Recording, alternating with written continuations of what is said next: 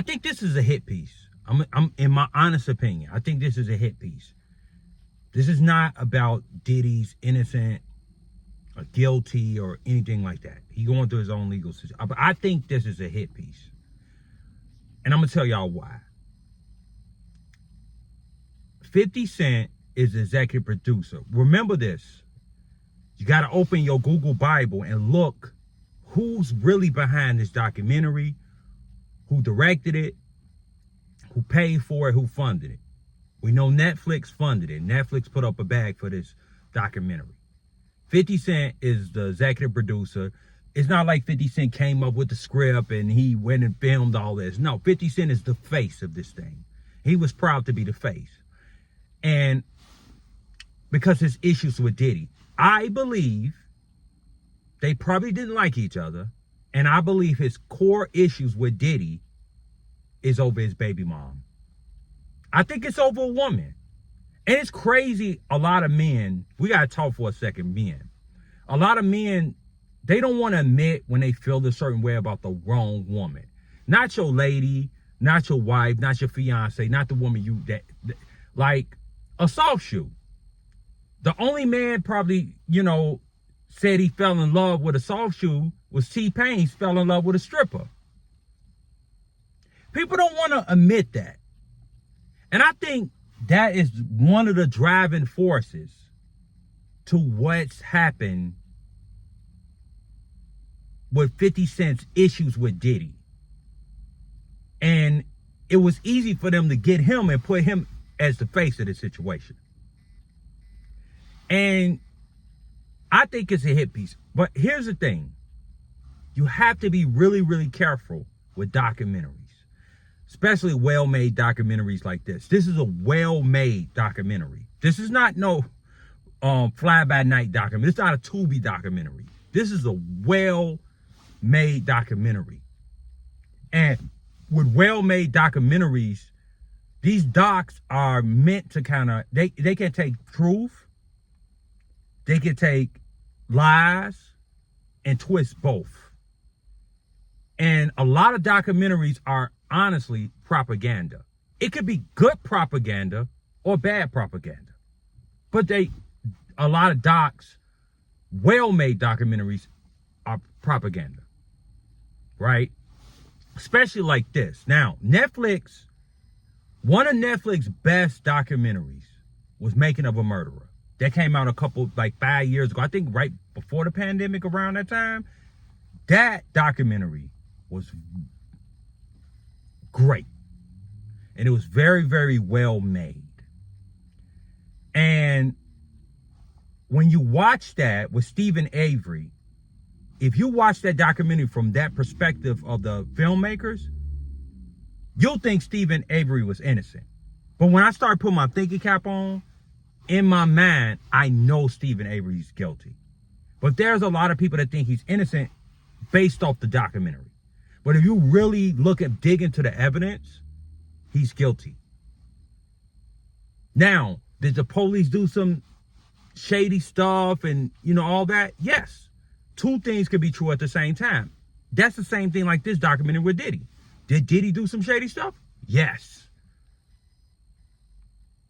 But it's some stuff we got to talk about. Now, this kind of reminds me of Survivor R. Kelly. Now, if Diddy was doing all of this crazy stuff, I'm talking about the crazy stuff. I'm not talking about like the money stuff, the abuse stuff with Cassie. Like, we saw what he did to Cassie. Like, we saw this. We for years we heard about the money stuff. A couple years ago, they had him as the man. He got like the Lifetime Achievement Award at the BET Awards. I mean, this guy has been all over. He has been around all these people. Now, a lot of people on the documentary, like Kirk Burrows, Aubrey from the Daddy Kane. Some people, they've been speaking out years about him. Lil Rod, that's new stuff. We don't get on that Lil Rod. But they've been speaking about him for years. But they weren't getting a lot of traction. Gene Deal, he wasn't getting a lot of traction. But all of a sudden, he's this big bad guy. Everybody. But all these people was around Diddy. So nobody had a problem. If he was doing all of this stuff, nobody had a problem before. Everybody was cool with it. He was everywhere, on movies, on every stage. His arm, everybody was at the white party, drinking, getting high with this guy. Now, all of a sudden, he's the worst person in the world. That's, to me, that's a hit piece. Now, why? That's up to y'all. I'm not going to get involved in the conspiracy stuff. That's just me looking at this, how this thing is being rolled out. And the Biggie estate, the whole Biggie funeral thing, right? And I think that I heard this. Kirk Burrows came out years ago. He did an interview with Gene Deal. And he came out years ago and he was talking about like Biggie. And he was talking about the last night of Biggie's death and Diddy and a lot of things Diddy was involved in. Kirk Burrows was outside. He came outside. But there was no real traction. Nobody picked it up. Shade Room, none of them wanted to talk to Kirk Burrows until now. And so Biggie's estate has come out, and we got to be fair here. And the whole thing about Diddy having Biggie's money paid for the funeral, they disputed that as that is not true. That's a lie. The funeral was not paid for with Biggie's money or by Biggie. He didn't pay for his own funeral. So it's going to be a lot of stuff in this. And another thing, and I did a video about, y'all got to check my live about this. The Diddy Tupac thing. Now, this keeps coming back. And I don't think, I'm a Tupac fan too, and I love Pac. Diddy had nothing to do with Tupac's death, murder. That's just something we got to accept. That's a lie. It sounds good. I know people getting traction off of it. Diddy had nothing to do with it. Did he have issues? Did he not like Tupac? Yes, they had issues. But the actual murder was Tupac involving himself in LA street politics. And that's just, and putting his hands on somebody he shouldn't have put his hands on. That's just what happened.